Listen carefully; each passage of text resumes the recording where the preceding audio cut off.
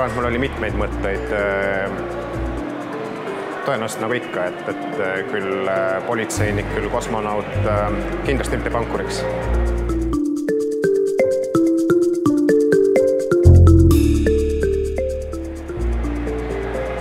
Aabits, kui ma lugema õppisin.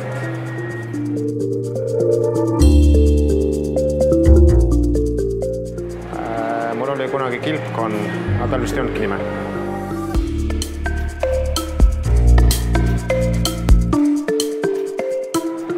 Ei.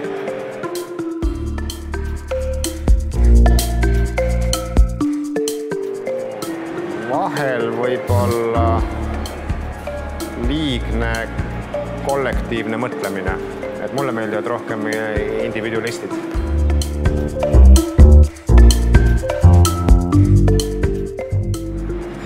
Magamine, seda ma teen öösel.